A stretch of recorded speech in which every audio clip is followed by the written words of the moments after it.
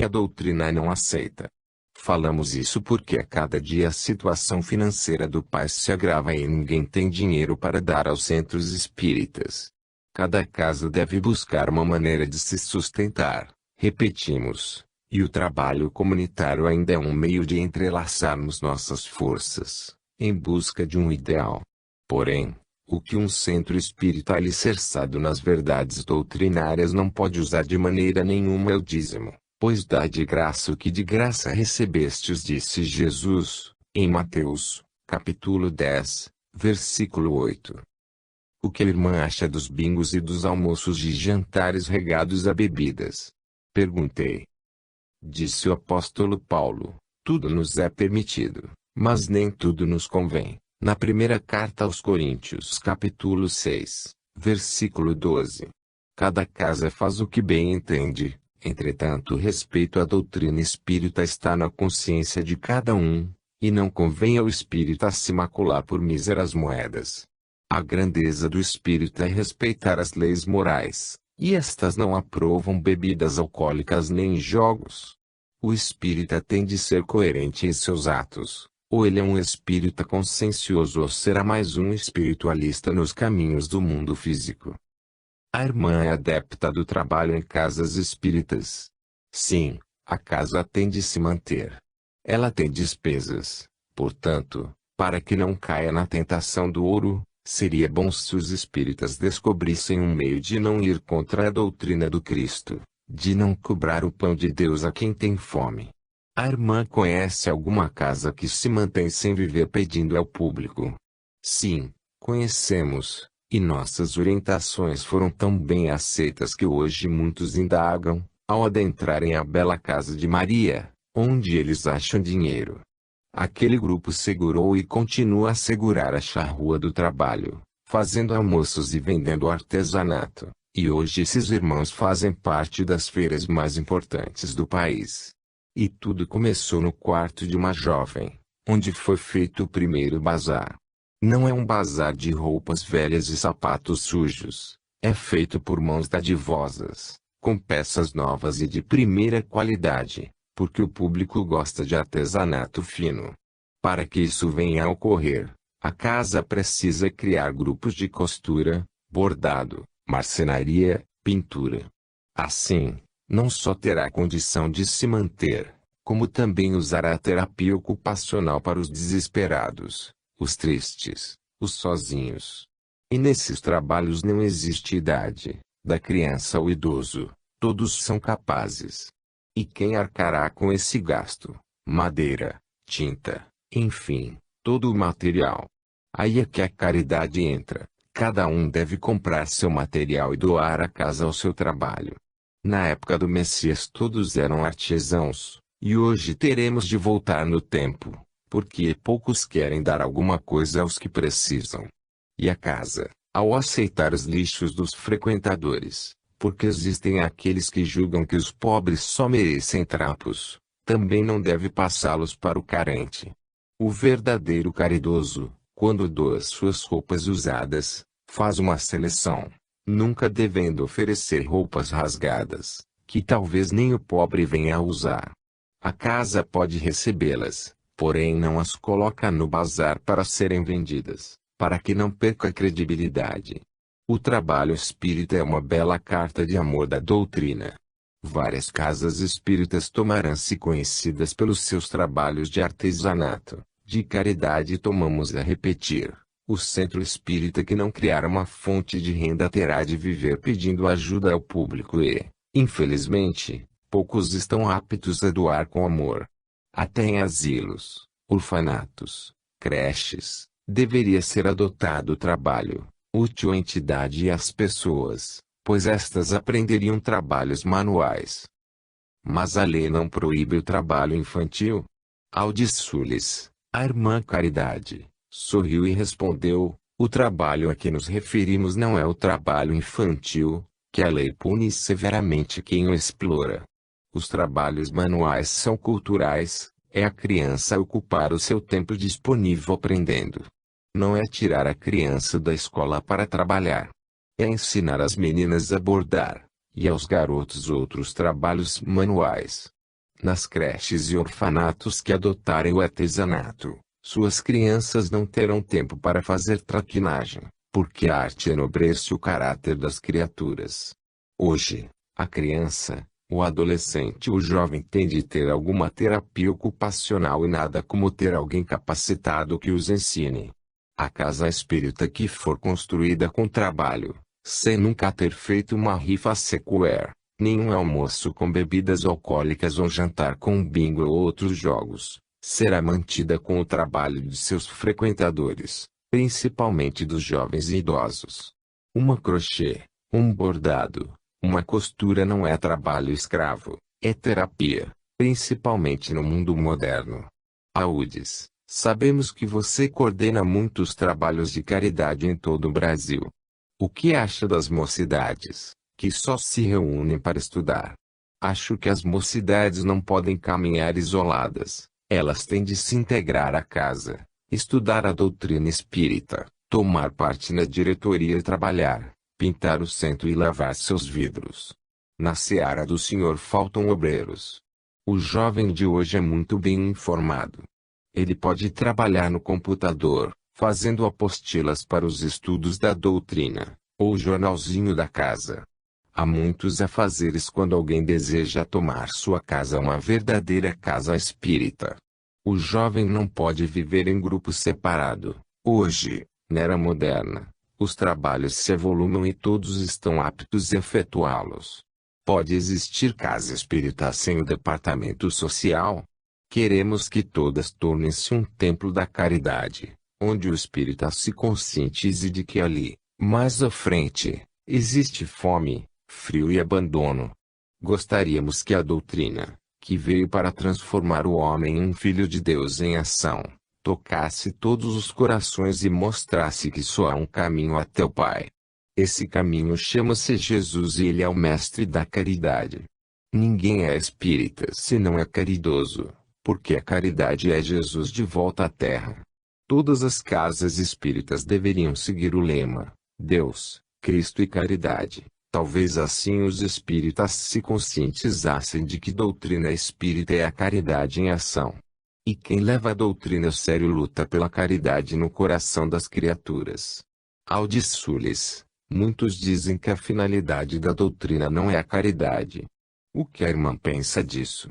Jesus é a maior inteligência do planeta, nem por isso se esqueceu de estender as mãos ao seu próximo.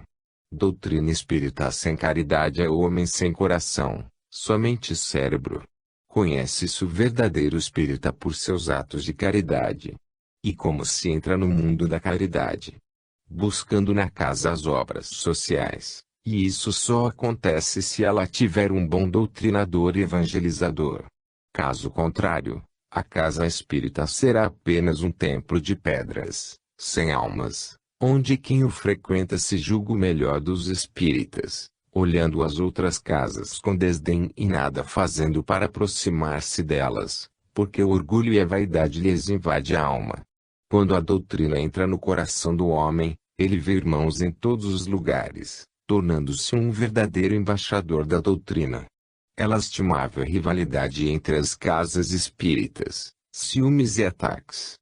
O espírita bem conhece a sua responsabilidade para com Deus e o seu próximo. Como irmãos que somos uns dos outros, teremos de viver fraternalmente, e quem tem o coração repleto de egoísmo não se conscientizou de que é filho de Deus e tem responsabilidades mil para com o seu próximo. Só assim a doutrina espírita será respeitada por outras crenças, como uma estrela que brilha. A doutrina não é um vulcão pronto a soltar lavas por todos os lugares e sim um orvalho divino unindo todos os filhos de Deus. Gostaríamos de saber por que você é organizadora de muitos bazares, principalmente em casas espíritas. Porque hoje se toma necessária a independência da casa espírita, pois ela não pode pedir dízimos como algumas outras seitas. Reafirmamos: o que a casa espírita deve pedir ajuda para os pobres, cobertores, cesta básica, flanelas, leite e outras coisas mais, porém nunca dinheiro para a construção do centro espírita ou para sua manutenção. O que a direção da casa pode fazer para angariar fundos? Trabalhar, trabalhar, trabalhar. Audes, como seria lindo se em todo o Brasil houvesse centros espíritas assim. Nós trabalhamos em vários, tenho certeza. E a doutrina, com seus belos livros doutrinários, elucida o homem. Cada ser tem por dever a perfeição, e por que não começamos hoje, quando temos o privilégio de ter encontrado o Consolador prometido por Jesus? A finalidade da doutrina é mudar o homem, dando-lhe a chave do conhecimento de si mesmo. A doutrina informa o homem do que lhe acontecerá depois da separação da alma e do corpo físico. Portanto, o espírita não pode ser materialista, apegado às coisas da matéria, avaro de sentimento. O espírita não pode correr do dever de servir, pois ele sabe que a caridade cobre a multidão de pecados. Por que não melhorar hoje, ainda no corpo material, quando, por mercê de Deus, encontramos o riacho de águas cristalinas, que é a doutrina espírita? Como continuar orgulhoso, vaidoso, maledicente, quando sabemos que o mundo espiritual é a morada do espírito? O dever do espiritismo é educar o homem, tomá-lo melhor. Porém, só um bom educador pode educar. Se a casa espírita não oferecer exemplos aos que a buscam, poucos tomarão consciência do que vem a ser a doutrina. Esta faculdade trata apenas da assistência social? Sim. Daqui a que partem as ideias sobre as campanhas da fraternidade, mas, infelizmente, estamos lutando com muita dificuldade. Por quê, irmã? A caridade está esfriando, como disse o apóstolo Paulo. Esfriando, irmã? Sim. Muitas casas espíritas julgam que a caridade na doutrina é somente um ato religioso. E não é verdade. A caridade na doutrina é Jesus novamente levantando os caídos, dando de comer a quem tem fome e vestindo os nus. A caridade na casa espírita é o termômetro que mede a temperatura de cada coração. E como existem corações gelados. Traço falou, com um triste sorriso nos lábios. Irmã, sabemos que coordena um dos mais belos trabalhos de artesanato do Brasil. Que irmã, através de uma médium, cria os artigos, escolhe os panos, rendas, enfim, tudo do mais fino gosto, tomando esse bazar uma feira de arte conhecida no Brasil inteiro. Qualquer casa espírita pode receber ajuda de todos nós, basta iniciar o trabalho. Nessa casa, os meninos nada sabiam de pintura e hoje são verdadeiros artistas. O que se toma preciso é começar, sem ter aquela ideia de que todo bazar de caridade é feito dos lixos das casas, de objetos quebrados e sujos, até nos brechós. Orientamos seus organizadores a lavar e perfumar as roupas, como tirar dos sapatos usados qualquer odor. Isso é caridade para com quem não pode adquirir um sapato ou uma roupa nova. Também os encarregados dos bazares são testados em sua humildade. Se não cuidarem do que colocam à venda, estarão fracassando em sua tarefa. Vender aos pobres, que são os que compram nos brechós de caridade sapatos sujos, com mau cheiro e roupas com odor forte, sem terem sido lavadas, denota falta de direção da casa espírita e falta de caridade para com o público. Aldi Sules não somente conversou conosco, como com outras turmas, e sempre falando da caridade em casas espíritas.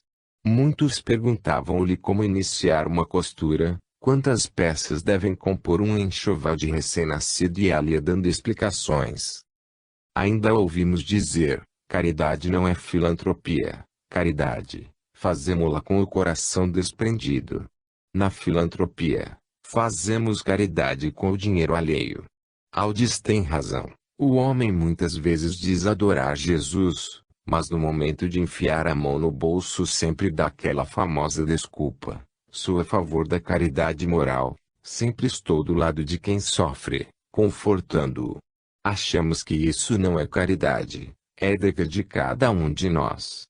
Ouvir o tolo, secar lágrimas de quem sofre, visitar o encarcerado, o doente, tudo isso deve fazer parte do nosso dia a dia. Porém, Caridade é tirar o casaco de que gostamos e vestir quem te irrita de frio.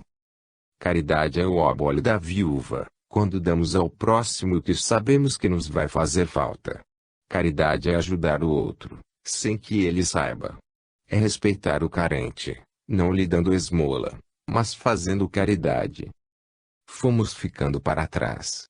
Aquele espírito simples, humilde, porém forte, um baluarte da doutrina do Cristo, elucidava os espíritos que trabalham no campo da caridade. Capítulo 19. Caminhar sempre. Passamos por várias salas daquele lugar, onde painéis diziam: a água apaga o fogo ardente e a esmola resiste aos pecadores. Eclesiástico 3.30. Deus contempla aquele que exerce a caridade, e lembra-se dela para o futuro, e no tempo da desgraça encontrará apoio. Eclesiástico 3.34. Filho, não prives o pobre da tua esmola, e não apartes dele os teus olhos. Eclesiástico 4:1.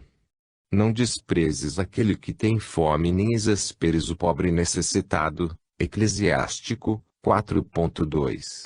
Não te fies nas riquezas iníquas e não digas: eu tenho bastante com que viver, porque de nada te aproveitará isto no dia da vingança e da escuridão. Eclesiástico 5:1. Em todas aquelas salas brilhava a luz da caridade. Lilian, sorrindo, falou-me, como o homem ainda tem dificuldade em se desprender das coisas materiais. A caridade, Luiz Sérgio, está na alma.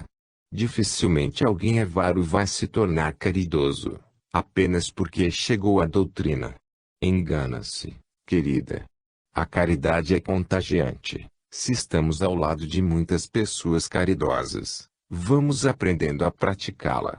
Não sei, não, Luiz Sérgio. Acho que quem é avaro e nunca foi caridoso e dificilmente o será. Trágica, bem, querida. Camélia conversava com outros espíritos, mais distante. Nisso, Joanito convidou-nos a visitar mais uma faculdade. Parei um pouco, olhando aquele lugar.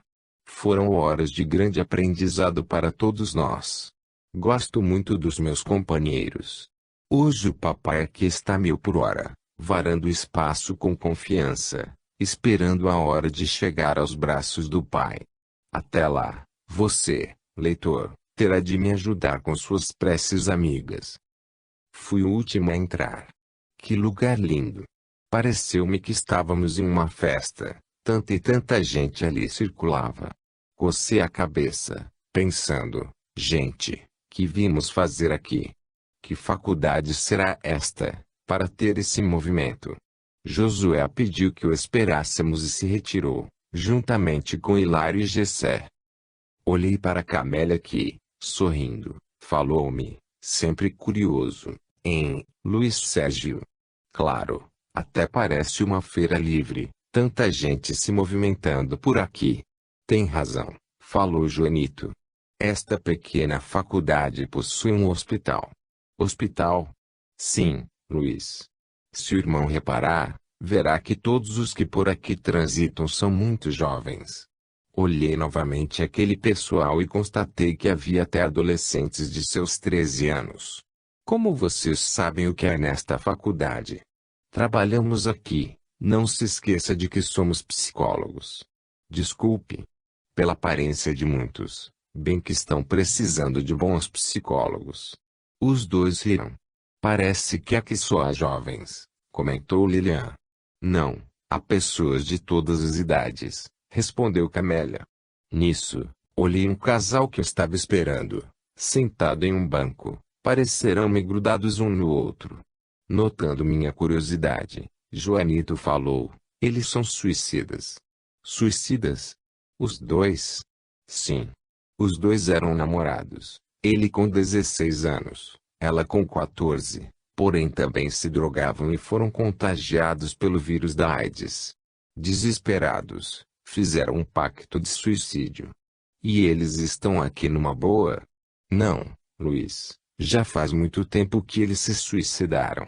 Estão aqui em tratamento, preparando-se para voltar. para voltar. Eles já irão retornar? Sim. Esta faculdade trata dos mais estranhos casos. Eles têm de voltar, pois o tempo está correndo e muitos encarnados, dizendo aproveitar o tempo, estão perdendo tempo, suicidando-se, drogando-se. Aqui vem fazer tratamento, pois têm de encarnar, mas estão muito doentes. Os dois desencarnaram com um coquetel de drogas. E por que nos parecem amarrados um ao outro? Não se desgrudam um só instante. Camélia, aproximando-se, cumprimentou-os. Como estão? Bem? Já estão se preparando para voltar. Eles abaixaram a cabeça, permanecendo calados. Quando a jovem levantou o rosto, assustamo-nos, tinha um olhar de horror.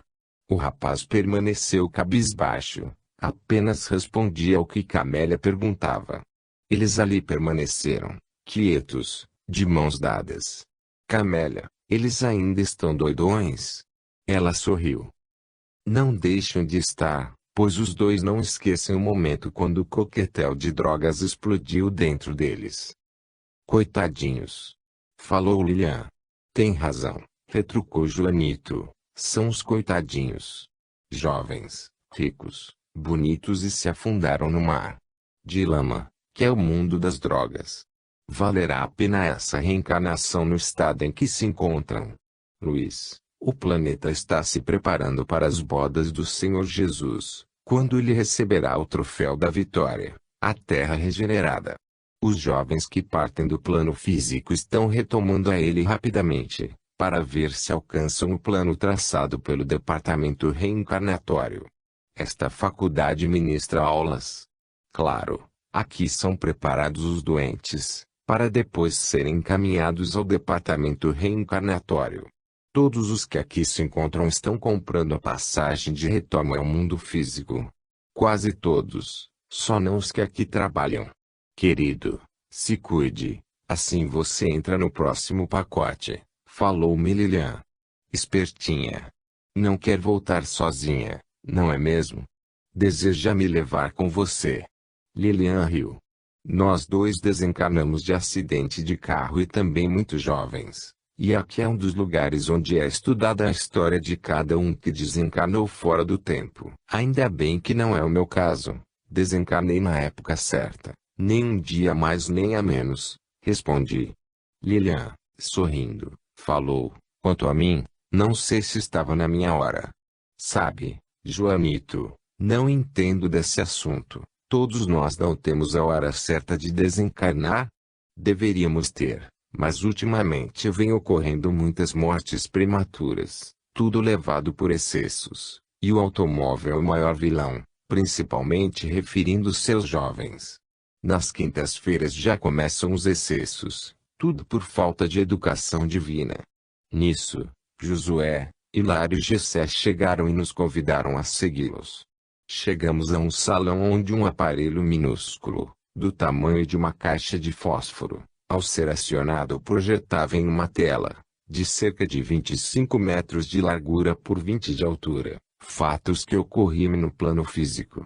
Primeiro, impressionou-nos o tom de voz do espírito que narrava os fatos. Parecia um anjo, falando sobre o perigo da falta de educação familiar, como também porque as organizações da droga e do sexo estão cada vez mais atuantes, dizendo que somente a família pode mudar os fatos tristes que hoje abalam a sociedade, que as escolas precisam da ajuda dos pais para trabalhar em conjunto. Depois de uma bela preleção, teve início um filme em terceira dimensão, que nos levou até o plano físico. Ainda tive tempo de perguntar a Gessé, em breve existirá no plano físico um aparelho desse. Parece até um simulador, tamanha a impressão de que estamos presentes aos fatos.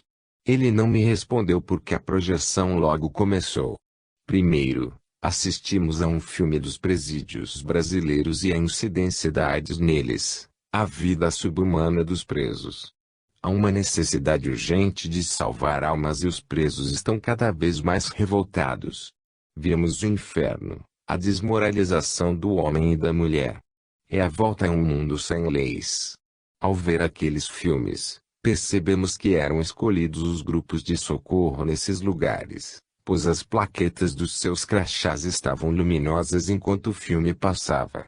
Em cada presídio era mostrado o rosto dos chefões, dando a ficha de cada um dos presos, principalmente a dos mais endurecidos. Quando a luz do crachá se acendia, parecia-nos que os socorristas dos presídios eram orientados individualmente. A plateia não podia ouvir o que eles estavam recebendo dos instrutores. Como ocorre isso? É o mesmo espírito que nos está orientando? Perguntei a Josué. Não, cada turma tem um espírito que a orienta. Passando o olhar naquele auditório que devia comportar umas 50.000 pessoas, pensei, hoje não sairemos daqui, iremos ver até o que Deus duvida. Joanito bateu em meu braço, dizendo, pense baixo. Corei de vergonha e orei em silêncio. Senhor, aquieta nossos pensamentos para que nossa mente entre em teu reino de paz e amor. Tem piedade do nosso espírito curioso e, como tiveste força de parar os trovões e os relâmpagos e dar calmaria ao mar, também acalma o nosso espírito, dando-lhe um banho de humildade. Assim seja. Quando olhei a tela, divisei a apreensão de 189 toneladas de droga. Um número assustador. E ali mesmo estavam sendo queimadas 1.099 plantações da erva e os policiais destruíam 5 laboratórios de refino de cocaína. Olhei outra vez nossos colegas e outros crachás estavam acesos. E assim víamos a luta dos espíritos para salvar os adolescentes. Iniciou-se a busca às clínicas de aborto. Olhei meu crachá, ele não estava ligado, mas outros estavam. À nossa frente, divisávamos o horror do aborto. Crianças, ainda, o praticavam. Vimos uma garota de 13 anos, tendo ao lado sua mãe. E a jovem, ou mulher criança, ali matando o próprio filho. O pior é que, ao constatar o pavor do aborto, também chegava até nós o despreparo dos garotos. Eles não estão se protegendo, sendo essa a causa de tantas gravidezes interrompidas. Presenciamos o drama dos meninos de 15 anos, ao saberem que seriam pais. Estudos parados, cobranças, depois o remorso, matamos nosso filho. Quando escrevemos o livro Deixe-me Viver já ficamos apavorados, mas ali na nossa frente o filme era de terror. Os métodos ali apresentados eram mais cruéis e a faixa etária das mães cada vez mais baixa. E o desespero do espírito rejeitado, o ódio, a revolta, a vingança. Encontrava-me curioso para saber o que estava designado para nós, pois ultimamente escrevia sobre vários assuntos. Foi quando meu crachá se acendeu e aquela voz angelical soou baixinho, convidando-nos a trabalhar com a família, para alertar os pais sobre o perigo dos filhos serem criados sem limites, para falar da mulher mãe que anda esquecida da maternidade, deixando o lar, marido e filhos sem sua regência, das crianças pequenas sozinhas, sem a presença dos pais, do mundo triste da criança, quando os pais a ignoram, da criança diante do vídeo, da internet, enfim, a criança adentrando, antes da hora, o mundo dos adultos. Divisamos a seguinte cena: uma mulher bem cuidada, chegando a casa. Mamãe, mamãe, diziam seus filhos. Ela respondeu, pelo amor de Deus, me deixem, estou morrendo de cansaço. Pentei meu cabelo, mamãe, por favor, pedi à filha. Maria, pentei o cabelo da Joana, pois estou exausta. Não, mamãe, obrigada, eu queria você mesma. Oh, com acento circunflexo, menina tonta, não está vendo que estou morta de cansaço? Mamãe, por favor, você nunca tem tempo para pentear os meus cabelos e me dar banho. Claro, para isso eu pago alguém. Mamãe, toda criança gosta de ser cuidada pelos pais. Não encha, menina. Quem é você para me ensinar a ser mãe? A criança saiu e foi chorar no canto da sala. Aquela jovem mulher estava embaraçando um filho de Deus a ela confiado. Durante aquela projeção, recebemos muitas orientações, Porque a finalidade dos nossos livros, no momento, é despertar a família, fazendo-a ver que os seus pequenos são almas inteligentes e que só pedem amor. Também tratou-se das separações dos casais.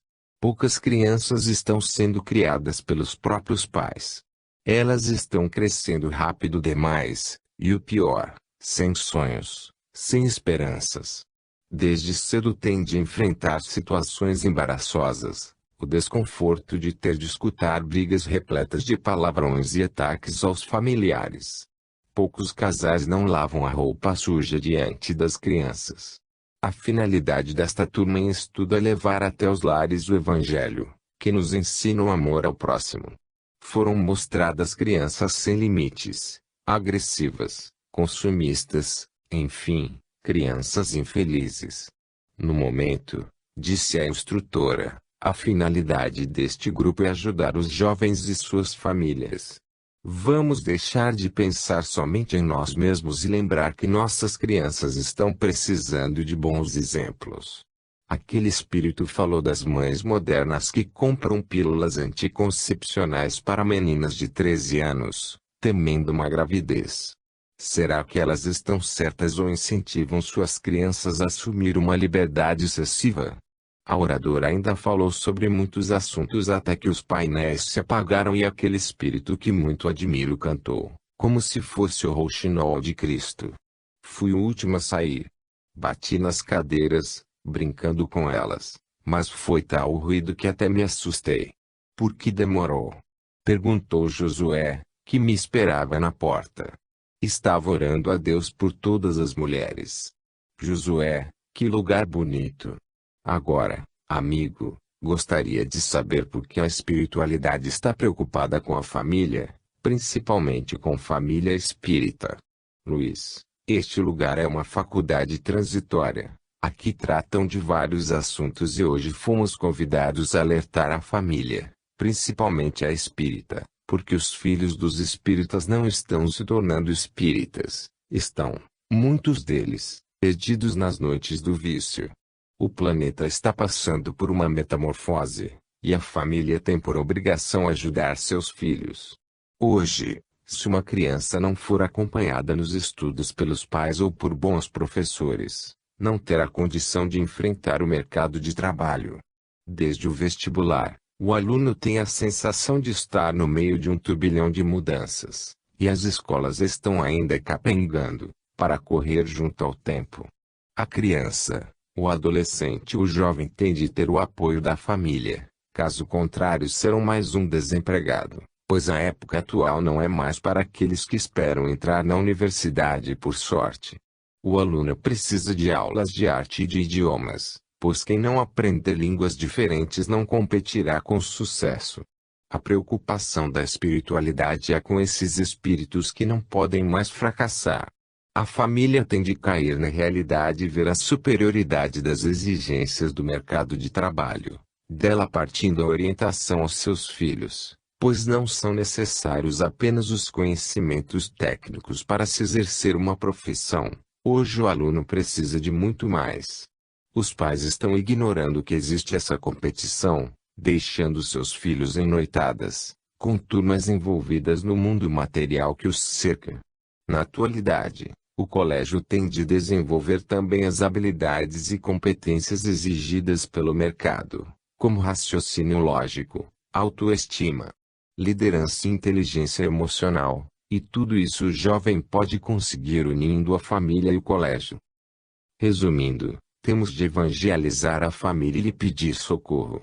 É isso, Luiz Sérgio, nós, os espíritos, temos de levar até o plano físico as notícias do mundo espiritual, e o que hoje mais preocupa a espiritualidade é a ausência dos pais no lar. A família está sem tempo para educar, e a escola, sem recursos para abrigar a criança em uma época de mudanças. Obrigado, Josué. Ficamos meio assustados, pois orientar a família é muito para nós. Não, Luiz, você já vem fazendo isso há muito, ajudando os pais, falando sobre sexo, droga e muitas outras coisas. Joanito chegou perto de nós e falou: Está na hora da despedida de muitas turmas. Estamos sendo esperados na praça principal. Já nos vamos separar? Não, Luiz. Quem ama não diz adeus e sim até logo.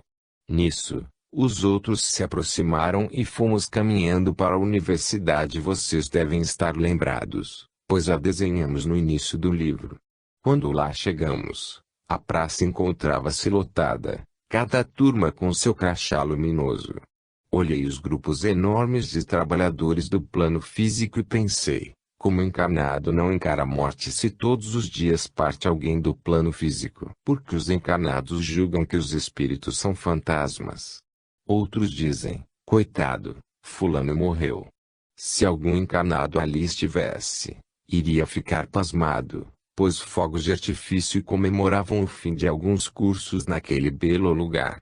Com o coração apertado, lemos os nomes de todos nós, que trabalhamos no plano físico, e com que emoção as caravanas foram entrando em um corredor, para serem cumprimentadas pelos encarregados da transformação da terra. Quando chegou a hora da nossa turma, meus joelhos quase se dobraram de emoção. Nesse momento tocava a Ave Maria. Ao sermos cumprimentados pelos espíritos ali presentes, um deles me falou: nada deve deter os passos de um soldado do Cristo, mesmo que sobre os seus ombros carregue pesado fardo. Mais além, ele, o Cristo, espera por nós. Tudo ali era festa. Ao sair por aquele corredor, tudo foi ficando distante e já não ouvíamos os gritos de alegria. Olhamos uns para os outros e Lilian, segurando minhas mãos bem forte, falou: obrigada, Luiz Sérgio, por ter me trazido. Não sou ainda digna de trabalhar ao seu lado, mas muito tenho me esforçado para ser fiel ao Cristo. Menina, você é o máximo, admiramos sua força de vontade. Nisso, Joanito abraçou-nos bem forte, dizendo: amigo, eternamente amigos. Gessé, entregando-me uma carta, disse-me: Luiz, estaremos sempre juntos, pois quando entrelaçamos os nossos ideais ansiamos pela vitória. Camélia, com seu olhar de águia, recomendou-me: não se apegue aos pensamentos que às vezes o preocupam. Imagine sua mente como um céu e os pensamentos como nuvens. Deixe-as passar e continue sendo nosso Luiz Sérgio, que a luz da paz vai percorrer o seu corpo e se sentirá longe de qualquer coisa que o preocupe. Abracei-a com muito amor, fazendo força para não chorar. Hilário aproximou-se. Luiz, foi um trabalho simples, mas muito proveitoso para todos nós. Adentramos muitos lugares e de cada um deles trouxemos muitas flores que enfeitaram nossa estrada do conhecimento. Logo após, foi a vez de Josué. Agora nos despedimos, amigo. Queremos que o irmão continue como é, do jeito que os seus leitores o conhecem, alegre, brincalhão, estudioso e grande amigo. Foi muito prazeroso estarmos juntos e tenha certeza de que ninguém separa aqueles que se unem em prol da doutrina espírita. Até mais tarde. Um abraço. Todos me acenaram. Sentei-me ali e confesso que chorei muito, sentindo-me sozinho, muito sozinho. Nisso, a médium Irene, nossa companheira e amiga, apareceu, e nos abraçamos carinhosamente. Não pense que vai se livrar de mim, Irene. Enquanto você estiver no plano físico, estarei ao seu lado, segurando sua mão, na certeza de que temos pela frente muito e muito trabalho. Não sei quem chorava mais, era um choro doído, pois nós dois havíamos pensado em parar de psicografar, mas recebêramos ordem superior de que a dupla não podia se desfazer. Mas hoje é um novo dia. Depois do nosso abraço, saímos de mãos dadas, em busca de um grande amigo, Jacó. Ao encontrá-lo, sentamos à sua frente e ele nos falou: já imaginaram se as estrelas brilhassem junto aos homens? Eles tentariam atirar-lhes pedras, só não o fazem porque não as alcançam. Sejam estrelas a brilhar no céu da doutrina espírita. Um dia, uma grande alma pensava em aplacar a violência e tornou-se vítima dela. Porém com que alegria constatou que nada mata os nossos ideais. Já pensaram se Deus tirasse as árvores frondosas do pomar, todas as vezes em que fossem agredidas com pedradas? Já imaginaram se os rios secassem, porque os maus, os corruptos, os assassinos neles se banhassem? Já imaginaram se Deus deixasse de ser nosso Pai, só porque nós não obedecemos? Já pararam para pensar se as roseiras parassem de dar rosas, porque o jardineiro as tosquia com a tesoura? Luiz Sérgio Irene: ninguém pode afundar um barco onde Maria reme e Jesus é o timoneiro. Vão, crianças, corram e busquem o cajado do trabalho e façam nele brotar muitas flores perfumadas de amor. Jacó falou e foi andando. Só quando já estava um pouco longe, virou-se para trás e disse: que Deus guie a todos nós, pois somente Ele tem o poder de medir nossas forças e dizer quando temos de parar. Irene voltou para o corpo físico e continuei minha caminhada.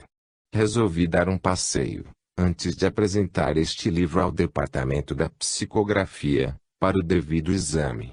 Sei que irmã Celina, que irmã de Francisca Teresa, não vai soltá-lo logo, mas não importa, não tenho pressa. Aprendi a não ter pressa. Quando é publicado cada livro que escrevo, até parece que o assunto já está velho, mas obedecemos às ordens do departamento da psicografia, que tudo analisa. E este aqui está para você, leitor, conhecer um pouco mais da nossa caminhada no mundo espiritual. E, assim, resolvi dar uma volta por Brasília. Não sei porquê, fui até o Jardim da Esperança, a estação do adeus.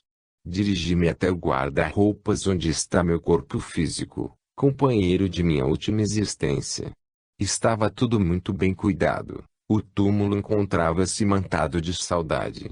Ali sentei-me, a recordar cada livro, cada médium, e divisei Brasília, linda, uma cidade querida, os amigos, só que me encontrava ali, na estação do adeus e com pesar ouvi gargalhadas nas capelas, a falta de respeito ao corpo inerte.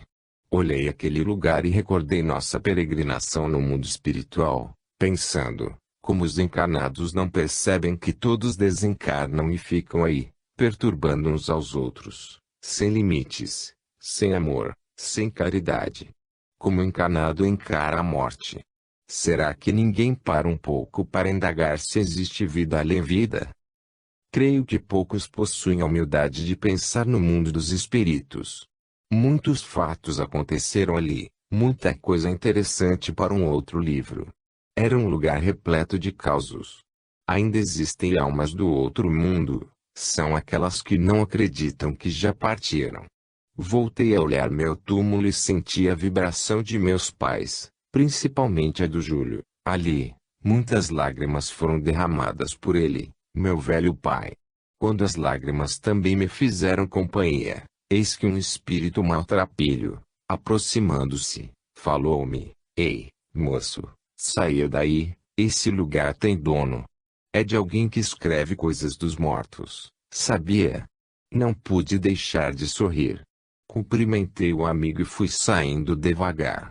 Aquele irmão olhou-me com um olhar de vitória, pois havia me colocado para fora daquele túmulo. Ele tinha razão, ninguém vai matar nossos sonhos nem enterrar nossos ideais. Fui saindo. Quantas histórias para contar! Parei para apreciar um templo, orando respeitosamente. E assim fui prosseguindo, passando pela Catedral de Brasília, enfim, por várias casas espíritas. E qual não foi minha surpresa, ao divisar uma casa religiosa funcionando em um cinema. Era uma verdadeira obra de arte. Só que não anunciava filme no letreiro e sim, tratamento desobsessivo. Olhei-o bem firme. Vi que se tratava de uma igreja e fiquei perplexo, pois são essas igrejas que atacam o espiritismo, são essas igrejas que hoje atiram pedra nos espíritas. Será que elas sabem o que doutrina espírita, ou só atacam por atacar? Não sabemos o porquê de os homens gostarem de ser enganados.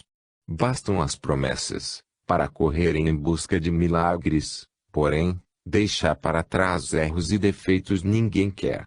Fiquei ali, olhando aquele letreiro, e recordei o trabalho e as lutas dos espíritas verdadeiros, o quanto precisam lutar ainda para serem respeitados. Pensei, como Deus é bom, pois não mata nenhum dos seus filhos, por saber que o mais cruel deles um dia se tornará bom. Fui andando de centro em centro, de templo em templo, e em cada um desses lugares joguei uma semente de esperança, que toda a humanidade se une em oração pela paz mundial, para a felicidade dos povos, e que a violência seja banida dos corações. E assim, caminhando, pude deparar com fatos muito desagradáveis, mas também defrontei com muitos trabalhadores do Cristo, que lutam pela sua fé. Olhei o céu de Brasília, recordando nossa psicóloga Camélia, não se apegue aos pensamentos e sorri. Onde vocês estiverem, foi muito bom trabalhar com todos. Nisso, alguém laçou meus ombros. Virei-me. Era a Rosália, a irmã Rosa do amor. Oh, com acento circunflexo Luiz, como é bom reencontrá-lo. Vamos até nossa casa, a casa de Maria, hoje haverá uma linda palestra. Junto com aquele espírito que tanto amamos, recitamos Jeremias capítulo 31, Deus tem compaixão do povo que chora. Isto diz o Senhor: foram ouvidos no alto vozes de lamentação, de pranto, e de choro, são de Raquel, que chora seus filhos, e não quer ser consolada acerca deles, porque não escutam. Raquel chorava por seus filhos, num lugar alto. São estas lágrimas que as mães estão chorando, pelos filhos que estão se perdendo no vício. Naqueles dias não se ouvira mais dizer: os pais comeram uvas verdes e os dentes dos filhos se embotaram. Este versículo mostra que cada um pagará pelos seus erros. Abraçado com a irmã Rosália, fui andando, sempre recitando o capítulo 31 de Jeremias. Eis que virão dias, oráculo do Senhor, em que a cidade será reconstruída para o Senhor, desde a torre de Ananel até a porta do ângulo. Esta é a cidade na qual se encontrarão os purificados, lugares antes impuros. Quantas verdades a Bíblia nos revela! Rosália sorria. Fomos cantando o hino da união dos povos e logo estávamos na casa de Maria. Está de folga? Perguntei à irmã Rosália. Os filhos de Deus não tiram férias. Como podemos descansar, enquanto o Pai trabalha? Onde houver um gemido de dor devemos lá estar, pois assim prometemos a Ele. Após a palestra, com seu jeitinho de menina, ela me abraçou e partiu em busca dos sofredores. Eu também dali saí, dando uma chegada até meu antigo lar, a casa de meus pais. Sentado na sala, fiquei repensando um pouco minha vida, como sou feliz pelo mundo que encontrei. E ali, pensativo, fiquei muitas horas. Como ninguém chegasse, de lá saí, levando no coração a imagem dos entes queridos. Assim, olhando cada quadra de Brasília, cada templo, cada casa espírita, pedi a Deus que mais além do meu olhar eu possa encontrar um mundo mais feliz, onde as leis de Deus sejam respeitadas. De braços abertos nos jardins da espiritualidade, recitei Isaías, capítulo 65. Buscaram-me os que antes não perguntavam por mim, acharam-me os que não me buscavam. Eu disse a uma nação que não invocava o meu nome: eis-me aqui. Quando abri os olhos, Palário ali estava. Que Jesus nos abençoe. Vamos, filho, novas tarefas nos esperam. Luiz Sérgio. Fim.